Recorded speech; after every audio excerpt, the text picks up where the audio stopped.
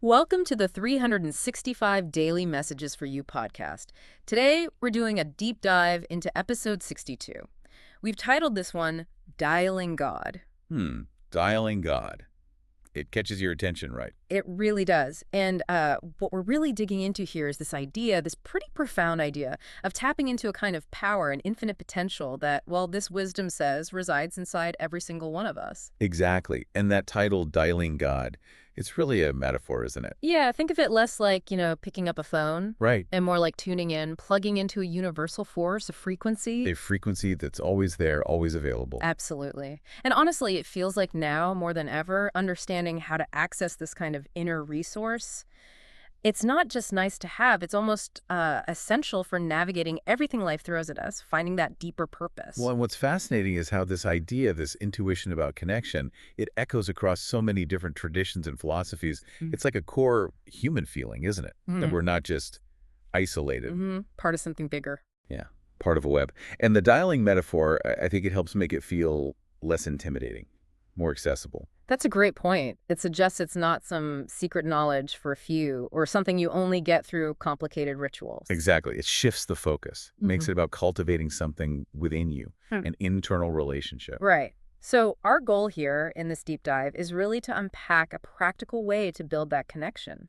Because let's be honest, for some people, words like spirituality or higher power, they can bring up mixed feelings, maybe. Oh, definitely. Obligation, confusion, maybe even past negative experiences. Yeah. So we want to kind of cut through that noise, offer a maybe fresher perspective, a system that feels useful, relevant to your actual day-to-day life. A system for powerful connection. And by learning to connect intentionally, you really are expanding your own capacity. Like upgrading your internal software. Kind of, yeah, making space to receive more beneficial energies, insights, clarity, just operate more effectively. And that connects to this idea of divine inspiration, right? As this wisdom sees it. It does. But again, it's not about some external voice telling you what to do. Yeah. It's more like tuning your own receiver, Okay. aligning yourself with the frequency of truth, you could say. Yeah. Finding clarity, accessing that optimal path that your own inner knowing recognizes. So it's like an inner compass, or you mentioned a GPS before. Exactly. A tool to help you craft your path day by day, maybe avoid some pitfalls. But it's important to clarify, this isn't about ditching logic, is it? Not at all. That's a key point. It's not about ignoring your rational mind. It's about integrating it with your intuition. So you use both. Yes. You enhance your intuitive sense by connecting, so your decisions are informed by intellect and they keep deeper knowing. It's more holistic. Okay, that makes sense. Now, going back to that potential resistance people might feel, the baggage around spirituality or religion, this wisdom really stresses that the why behind connecting, it has to come from your heart, right? Not because you feel you should. Absolutely. It's about strengthening your personal connection to what this wisdom calls the source or the light of the creator within. Whatever resonates for you. And it's not dogmatic. Not at all. The whole approach is try what works for you, leave what doesn't. Skepticism, that's okay. It's part of the journey, part of growth. So let's talk about the foundation, this concept of the creator. Right. It's presented as this infinite, unchanging, everlasting force, always present, like the energy that underlies everything. And we have free will. Crucially, yes. Free will to connect or not connect. And this is huge. This energy source, it doesn't punish. No, that's a really important distinction. Difficulties, challenges, they tend to arise from disconnection, like a lamp unplugged from the wall, not from some external judgment or retribution. I like the sun analogy you mentioned earlier. Yes. The sun is always shining, right, if energy is constant. Whether we stand in it or not. Exactly. Yeah. Or whether we put up an umbrella or maybe set up a solar panel to capture it, the energy is there. Our choice, our action determines if we connect and benefit. We don't beg the sun to shine. We just step into the light. Precisely. And understanding the creator as this universal, accessible energy that can really deepen anyone's path, however they define it. Okay, so let's contrast that with how maybe many of us think about prayer. Often, it's a plea, isn't it? When we're uncomfortable, stressed, facing a problem, we ask for the external situation to change. Please make this go away. Right. But this wisdom offers a different perspective. It says connection, or prayer, is actually the most powerful tool we have to transform our own vessel, our own frequency. Through affinity, like attracts like. Exactly. The idea is that pain, stress, discomfort, It often comes from our own frequency being out of sync, not resonating with that source frequency. So stress is like the mind not connecting to that inner light. That's one way to understand it, yes. And when we align ourselves, when we raise our frequency through connection, that dissonance dissolves, the pain dissipates. Which makes you realize just asking for problems to be removed might not be the most productive thing. It might even be missing the point sometimes, because those very problems could be the wake-up call, the catalyst pushing us to transform, to reconnect. And that could explain why sometimes prayers for external change seem to fail, leading people to lose faith. It could, yes, because the focus might be misplaced. The real power lies in internal transformation, not just external manipulation. It really shifts the power back to us, doesn't it? Completely. It's empowering. We're not just victims of circumstance. We have agency in cultivating our inner state through connection. So, okay, how do we actually do this practically? Right, the how. Well, this wisdom offers a really accessible system. It's unstructured. You can do it anytime, anywhere. No special equipment needed? None. It's about fostering that ongoing dialogue. And it basically comes down to 3 key steps. Okay, 3 steps. And they kind of build on each other. Each one prepares the way for the next, creates a synergy. Step 1. The power of gratitude. Okay, gratitude. We hear about it a lot, but what's the specific angle here? Well, think about our default mode. Often, it's focusing on lack, right? What we don't have, what we want. The gaps. Gratitude is the conscious antidote to that, focusing on what you do have. The blessing's already here. And in doing that, this wisdom says you're actually building an inner vessel. A vessel, like a container. Exactly. A receptive space to receive more positive energy, more blessings. Without gratitude, it's like that container is leaky, or maybe not even fully formed. The energy can't really land and stay. So gratitude builds the capacity to receive. That's the idea. It shifts your whole energy from lack to abundance. Recognizing the good stuff creates a positive vibration that naturally attracts more good stuff. It's a cycle. Okay, actionable step then. What can someone do right now? Pick a moment. Think of, say, at least 5 things in your physical life you're genuinely grateful for. Your home, your health, maybe your relationships, sunshine. Yeah. Anything. And really feel it. Yes. Yeah. Feel the energy. Maybe even say thank you, silently or out loud. Visualize it. Okay. Then go a bit deeper. Think of at least 5 positive qualities you possess. Things about you. Maybe you're kind, resilient, creative, patient. We often overlook those, don't we? We really do. Acknowledging your inner strengths builds that spiritual foundation, makes you more receptive. So gratitude for the external and the internal. Exactly. It's balanced, like Yeah. in relationships, right? You appreciate someone, you tell them it strengthens the bond.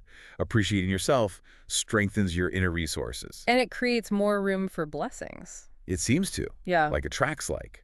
Radiate gratitude, you invite more things to be grateful for. There's that phrase, gratitude is the stretching of the soul. Ooh, I like that. The yoga of the soul. Yeah, it opens you up to receive more energy.